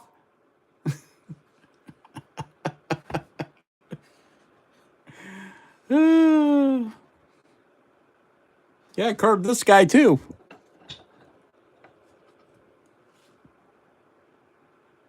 I carved him too. Woo! Yeah, Rob, you couldn't pull that off on your best day, brother. Wrong. Man, are they dusty, though. Holy crap. Yeah, originally I just carved the two buffaloes. Carved this one and this one. And then I wanted to put a baby in between them.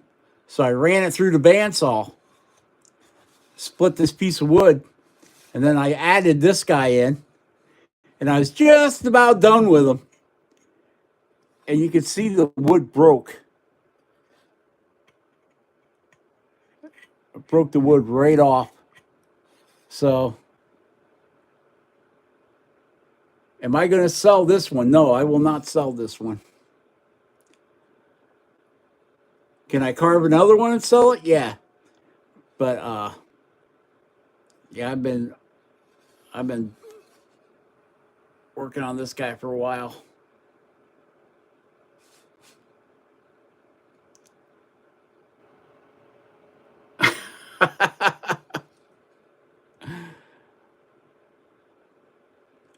This was back when I was carving a lot of animals.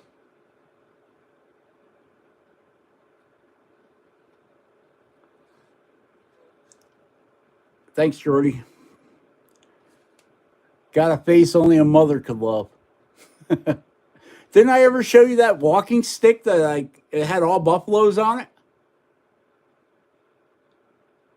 I started out with the buffalo that was on the nickel, which was like this guy, but his head was facing forward like that one. And that was the head at the top of the stick. And then I moved down the stick and I had buffaloes. I had grizzly bears. What else was on there? I had a black bear on there. This is my tribute stick to Yellowstone National Forest.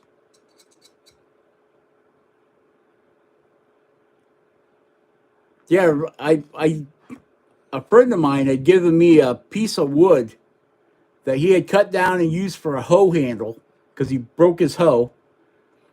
And he got a piece of, I don't even remember what kind of wood it was. And he turned it into a hoe handle.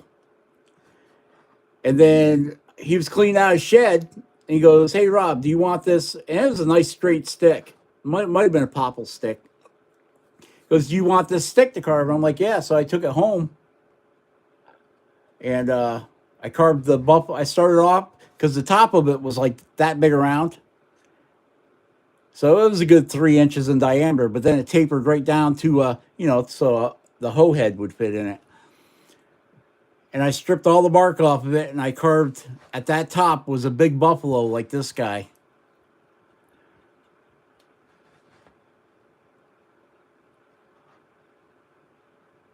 No, that stick, I got done with it and I was walking around with it at the swap meet. And this lady comes up. She's probably in her 60s. And she goes, "Do you sell those?" I'm like, "Yeah, I sell them." And she goes, "Well, I need one for my husband for a birthday present. He's turning 80. What would you charge me for it?" And I was just kidding around. I said, I don't know, like $400. I mean, I had over 1,000 hours in carving that stick because that was before I had the high-speed air tool. So everything was done with a knife, a chisel. There was no speeding through that one. And then where your hand goes is I had done a leather wrap, and then right at the bottom it had like 4 tassels. So it was had excuse me, it had a lot. I had a lot of my life wrapped up in that. And she peeled off them $100 bills, and I said goodbye. I know a guy that can make another one.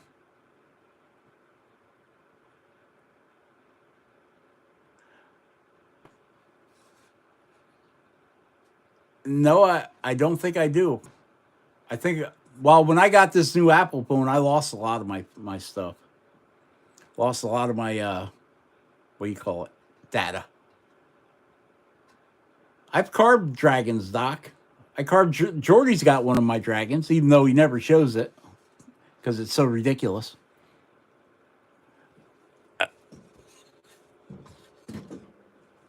You want to see my talking dragon, Doc? That's right. I got a talking dragon. Oh man, I don't know if we got any light over there.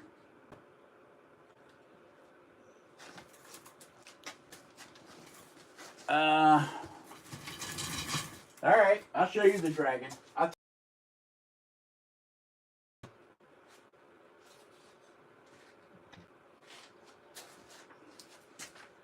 Okay.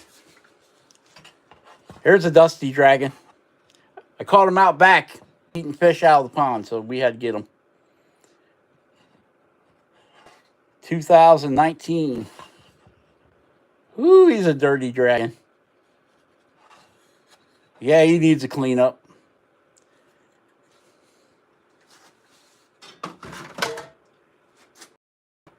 Then we got this guy here. Hi, Doc. How the hanging, Doc? Ah.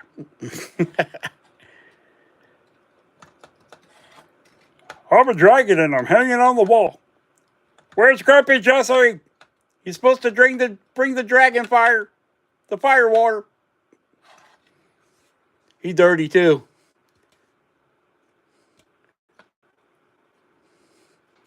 You forgot about him? Where's the dragon water at? Brr. Brr. Yeah, Jordy's got one. Jordy's like, "You got to carve me a dragon." So I'm like, "Wow, look at the spider webs on him." So I'm like, "Okay, I'll carve you a dragon." So I carved him a dragon. And he's like, "Oh no, it's got to be talking dragon. It's got to be a talking dragon just carved Rob like yours." So then I ended up cutting all the bottom jaw out and redoing it all for him. So now Jordy's got a red one. Red light, green light, bah. And then I carved his eyes and I did an epoxy overlay. Don't think that wasn't fun because those eyes are really round. I don't know if you can tell it on film. So I painted the epoxy on there and then I had to keep rolling them so it wouldn't all gather up.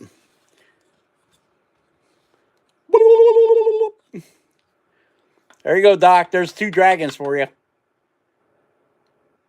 Ah. Ah. Ah. Ah. When was this guy done? He was done in 2021.